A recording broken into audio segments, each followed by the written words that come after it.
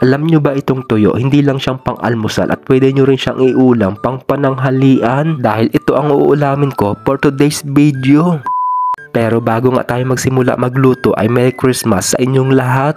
Kung mapapansin nyo nga pala, medyo magulo yung kwarto ko dahil kakalipat ko nga lang pala nung nakaraang araw. Kaya sa mga punto neto, tamang video muna ako at nag-iisip ako kung anong magandang gawin dito. Dahil yung nakatira dito ay nag-exit na, umuwi na ng Pilipinas. Eto nga pala ang pinakamahirap kapag naglilipat ka at marami kang bit-bit na mga gamit. Buti na nga lang talaga nung naglipat ako, andyan yung mga katrabaho ko para tulungan ako. Dahil kung ako lang mag-isa ang maghahakot ay baka abutin ako ng siyam-siyam. Lalo na nasa 4th floor yung room ko kaya medyo nahirapan talaga kami maghakot pababa gamit ang hagdan. Tapos yung lilipatan mong room ay nasa 4th floor pa rin kaya medyo matrabaho talaga at sobrang pagod. Ikaw ba naman akyat baba pabalik-balik sa hagdan? Ewan ko lang kung di mangatog yung mga tuhod mo.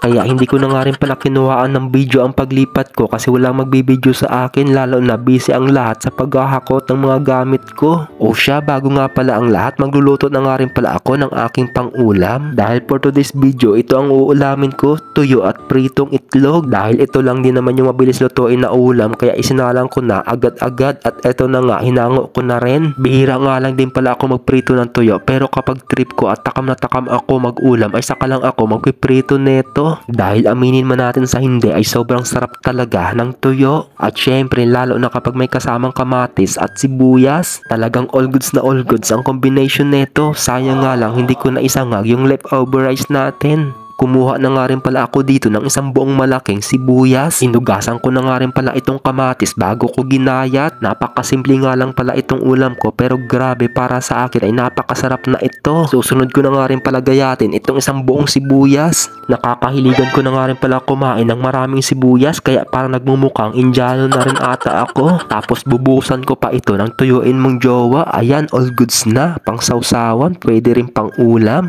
Hindi lang ulam, talagang pang ulam ko talaga ito.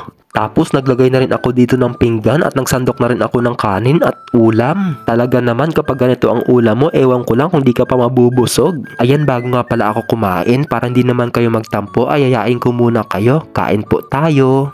Alam ko kapag may nakakita ka ng may nag-uulam ng tuyo ay naglalaway at natatakam ka rin. Kaya pasintabi po sa mga hindi nakakapagluto ng tuyo dyan, lalong-lalo na sa mga kapwa nating OFW na kadama. Dahil medyo mahigpit nga yung mga amo nila kaya hindi sila nakakapagluto. Pero sa pagkakaalam ko nga yung ibang kadama ay talagang gumagawa ng paraan para lang makapagluto ng paborito nilang tuyo. Please comment below nga kung sino yung mga mahihilig sa tuyo dyan at paki-like, share, comment na rin yung munting page natin at mag-iwan na rin ng komento kung nagustuhan nyo yung video natin. So ayun, hanggang dito na nga lang pala ang mini vlog natin. Thank you for watching. God bless po sa inyong lahat. Bye bye!